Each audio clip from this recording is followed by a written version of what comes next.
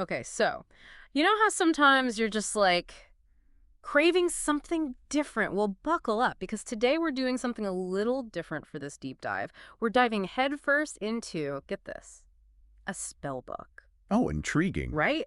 We're going through excerpts from The Modern Witch's Essential by Phyllis Curott, listener request, by the way. That's a fascinating one. It really blends a lot of things. Mm-hmm. Ritual, psychology, that very human desire to, take control and shape our world. Totally. And just to be upfront, you know us, we're coming at this with our usual practicality, a good dose of skepticism for sure. Of course, of course. Not quite ditching our laptops for cauldrons just yet. Right, right. Understood. But I think what's really interesting here, even from, a purely psychological perspective, there's still a lot to unpack. This whole idea of the power of belief, of ritual, it's something that, you see throughout history across cultures. It's fascinating. Absolutely. So let's jump right in. First spell, Curott outlines. The banishing spell. I mean, who hasn't wanted to just banish a bad habit? Or, maybe a toxic friend. Oh, yeah. It's such a universal desire, isn't Yeah. it? And what I find really interesting is Kurot frames it not just as some mystical thing, but as this process of self-reflection. Yeah. Like you start by identifying the lesson within what needs to be banished, right? Understanding the why behind needing to let go, not just like the surface problem. It's like that whole when one door closes, another opens, but you're consciously closing it this time. Yes, yes, exactly. Yeah. It's subtle but important. You're not the victim. You're taking control, reframing. And that's where the ritual part comes in, right? She talks about using a black candle to symbolize the negativity you want to release, writing down what you want to banish, and then burning it. Okay, see, now that's where it gets a little, like, hocus pocus for me. Is that really necessary, or is it more like theatrics? Well, let's think about the psychology of it, right? That physical act of writing it down and then burning it. It takes an abstract thought and makes it real, almost ceremonial. Like you're giving yourself permission to truly let go, and the ritual just, like, strengthens that. Exactly. We see it everywhere, honestly. Athletes with their pregame rituals, artists, even just in everyday life, we mark transitions with ceremonies. It's powerful. That's true. Yeah. Never really connected it to spellcasting, though. But it makes sense. Harnessing that to, like, really solidify your intent, gain a sense of control. But even with the ritual, is it effective if you don't believe in the magic of it all? That's the big question, isn't it? Uh-huh. And honestly, it probably depends, from person to person. But even if you're not, like, fully on board with the supernatural stuff, just the act of doing the ritual can change how you feel, Yeah. It's like creating a space for change inside out. I see, yeah. So less about literal magic, more about using it as a tool to change yourself. Exactly. Using that power of intention, of belief to actually make things different. Interesting. So we've banished the bad vibes. What other spells we got? Well, next up, a couple focused on protection, feeling empowered. The Sphere of Light spell, that one stood out to me. Sphere of light. Okay, yeah. It's about creating this, like, barrier around yourself, a shield against negativity. Okay, gotta admit, the imagery is pretty cool. But again, how much is literal? How much is in your head? Right, right. And that's where you get to interpret, right? Literal energy field. Or is it more like, setting boundaries, reminding yourself of your own strength? So even if there's not, like, a glowing bubble around me, just picturing it helps. Absolutely. Think about it. When we're anxious, it's that feeling of being powerless, Yeah. right? This, whether it's real or not, it gives you back a sense of control. Like, I've got this. It's funny, you hear therapists talk about visualizing, right? For anxiety, confidence, all that. Maybe this is just, like, the witchy version. Exactly. And she doesn't stop at defense either. After the Sphere of Light, you've got the Solar Blast. That one's about attracting success, good energy, the works. All right, now you're speaking my language. Solar blast. Tell me more. So, like the name suggests, it's all about the sun's energy. She's very specific. You do it at noon, sunny day when it's at its peak.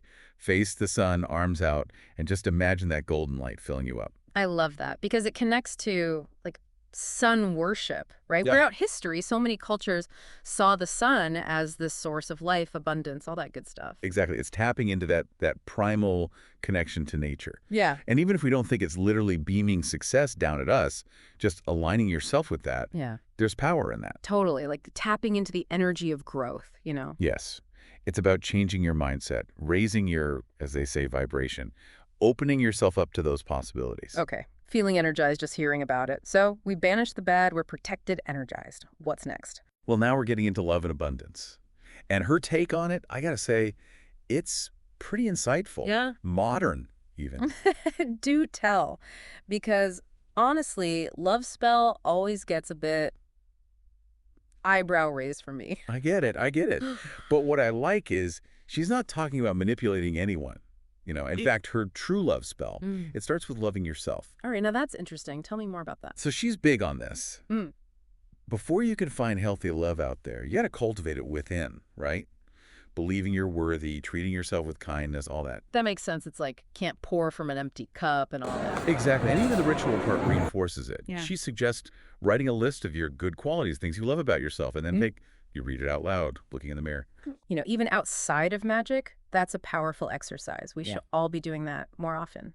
Totally. And I think that's key here. Even if you don't buy into the magic, there's real wisdom in these rituals. Self-reflection, setting intentions, connecting with yourself, all of it. 100%. Like she's saying the real magic's already in us. The spells are just to help us access it. Exactly. And speaking of accessing power, the spell after true love, the abundance bundle, Yeah. all about attracting prosperity. Ooh, okay, now we're talking. Yeah. Although abundance spell always makes me think like winning the lottery. But something tells me she's got a more, shall we say, nuanced approach. You're right. Yeah, it's not about wishing for a briefcase of cash to show up. Yeah. So she approaches it more as it's about gratitude, Mm. aligning yourself with this natural flow of abundance, like recognizing the wealth you already have. Okay. Could be relationships, could be your work, could even just be appreciating nature, All right. right? And then it's about making space for more of that to come in. So less about manifesting out of thin air, more about, like you said, appreciating what's already there. Exactly. And the ritual reflects that. She talks about creating this abundance bundle using herbs, crystals, whatever represents prosperity to you. Mm-hmm. And as you're gathering these things, you're thinking about what you're grateful for, really feeling that abundance. Gotcha. Like setting that intention, I'm open to receiving more. Okay, I'm seeing a theme here. A lot of this is about perspective, right? Shifting your energy to match what you want. Yes. You're not just along for the ride. You're creating your reality. Yeah. And that brings us to the last spell in this excerpt, the Healing Mother Earth spell. Ooh, yeah. That one jumped out at me too. It's different from the others, right? We had banishing, love, abundance. This one's outward focused. What's the thinking there? Well, a lot of spiritual traditions, witchcraft included, are really emphasizing our connection to the planet these days. It's not us and them, it's all connected, Right. And if we can try to heal ourselves, bring ourselves abundance, we can do that for the earth too. Makes sense. And we hear so much about eco-anxiety now, climate grief, that maybe this is a way to channel that into action instead of just worrying. Totally. It's about feeling empowered, not helpless. Curott talks about grounding yourself, walk barefoot, feel the sun, listen to nature, and then from that place, you picture sending love, healing energy out to the earth. I like that image, even if you're not a witch with a capital W, just that connection to nature, sending out good vibes. Yeah. It's got to count for something. Yeah, exactly. And that takes us back to what's been running through all these spells, whether you think they're real or not, intention. Right. What we think, what we believe, it does something. It does. Magic or not, we're shaping our reality every day just by existing. So as we wrap up our little spellbook deep dive here, what's the one big takeaway you hope people leave with? For me, it's that even if we're skeptical, there's wisdom here. Practical stuff, how to self-reflect, set goals, find your own power. Well said. And hey, maybe, just maybe, it gets us thinking that magic isn't just in the stories, right? Maybe it's in us too, waiting to be found. Exactly. Approach life with a little curiosity, a little wonder. Embrace the mystery of it all. Now that's something to ponder. Until next time, everyone, keep exploring, keep questioning, and most importantly, keep the magic alive.